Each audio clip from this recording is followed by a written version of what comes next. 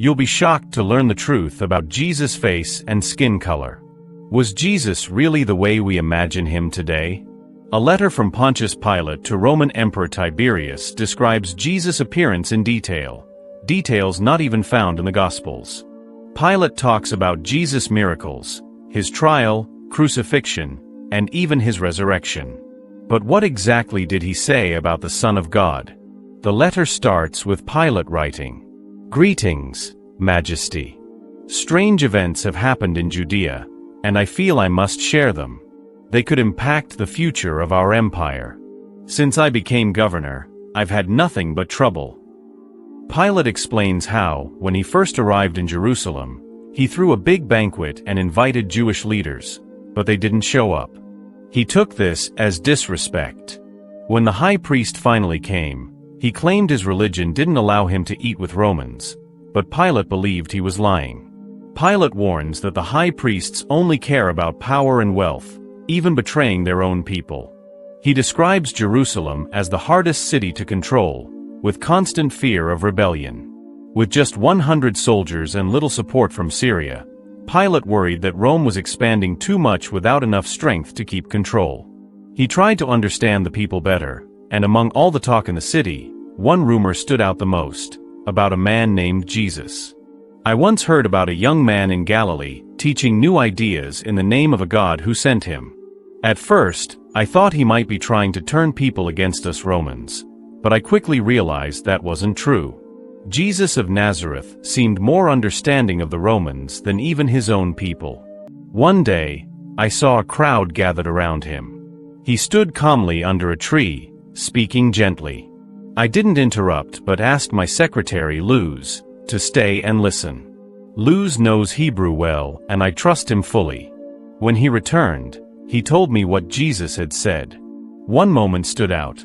When someone asked Jesus if it was right to pay taxes to Caesar, Jesus replied, "Give to Caesar what belongs to Caesar, and to God what belongs to God." That wisdom impressed me deeply. I had the power to arrest or exile Jesus, but I didn't. He wasn't a threat or a rebel. I even offered him silent protection. He was free to speak, teach, and gather people. If one day our Roman gods are replaced by Jesus' teachings, it may be because of the freedom I allowed. Many wealthy Jewish leaders were angry. Jesus often criticized them, calling them serpents and decorated tombs, beautiful outside but full of death inside. He said humility mattered more to God than status. Almost daily, people warned me that Jesus might be in danger. Jerusalem had a history of stoning prophets. Since I had few troops left after the Persian War, I asked Jesus to meet me. When he arrived, I stood frozen. His presence was calm and powerful, like nothing I'd felt before. I said, "Jesus of Nazareth, I've allowed you complete freedom for 3 years. Your words are wise, greater than any philosopher I've read." But I warned him, his enemies were powerful and angry. I advised him to be more careful with his words. He replied calmly, "Ruler of the earth, true wisdom comes from God. Before the rose blooms, the blood of the innocent will be spilled." I told him I would protect him, that my palace would be a safe place. But he gently shook his head and said, "When the time comes, the Son of Man will find no refuge on earth. Only in heaven is true safety. What the prophets wrote will come true." I tried to insist. "Be cautious," I told him, "for your own safety." He answered, "I bring peace, love, and kindness. I was born when Augustus brought peace to Rome. The persecution will not be because of me, but because of others. I follow my Father's will." Then he left, like a fading light. I felt both relief and sorrow. His presence was heavy, like a truth too great to bear. Herod, who ruled at the time, joined Jesus' enemies.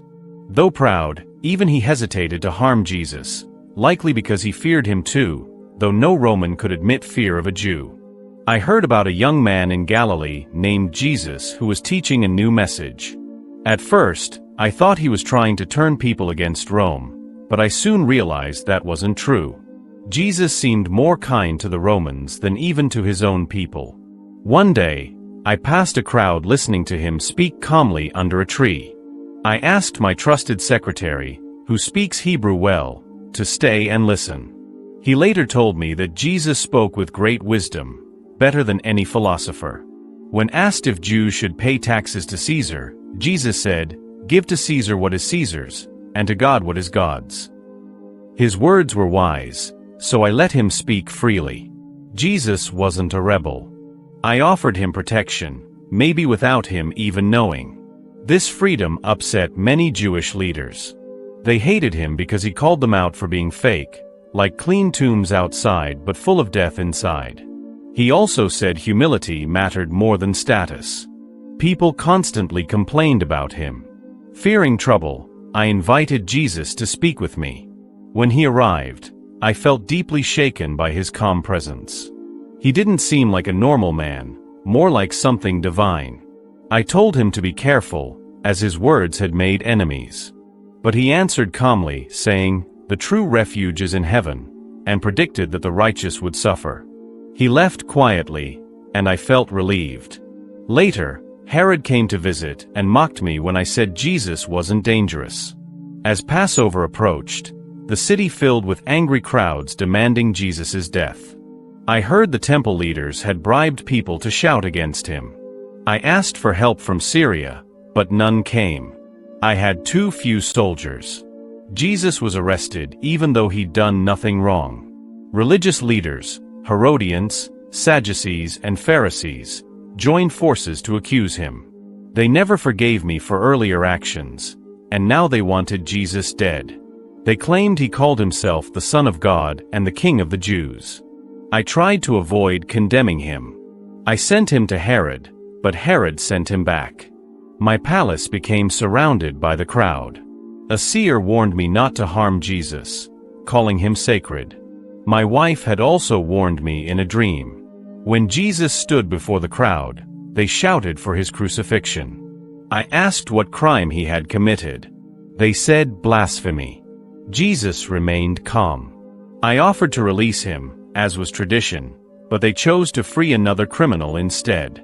I reminded them of their own laws, which required a delay and careful review before execution, but they ignored me. In the end, I gave in to the pressure. Jesus was sentenced to die. As Jesus was being led to execution, I asked the crowd if anyone could defend him. By law, he had the right to return up to 3 times to give new arguments for his innocence. I pointed this out, hoping to calm the crowd. But they just shouted louder, "Crucify him! Crucify him!" To satisfy them, I ordered Jesus to be flogged, thinking it would be enough. It only made them angrier. I washed my hands in front of everyone, saying, "This man is innocent." But it was useless. His fate was sealed. I had seen angry mobs before, but nothing like that day. The people were like a violent storm, rushing from the palace to Mount Zion.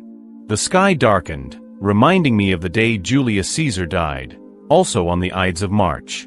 I watched from a distance as Jesus was led to his death.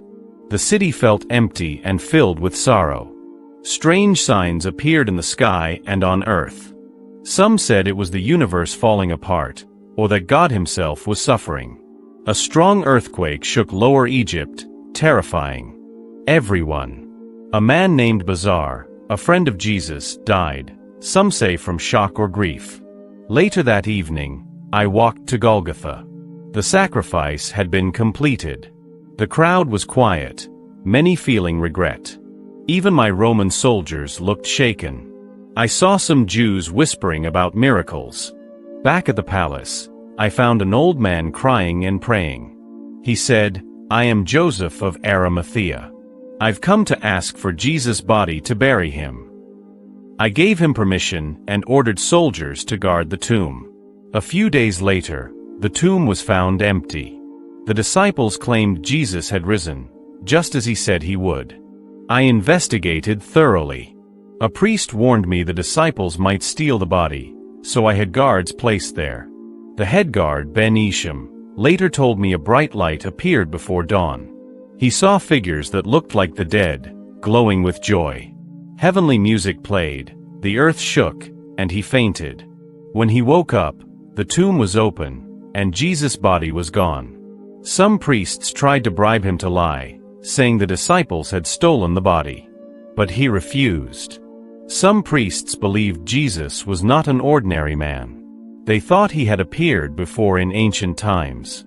Many believed he had control over nature, turning water to wine, calming storms, healing the sick, and raising the dead.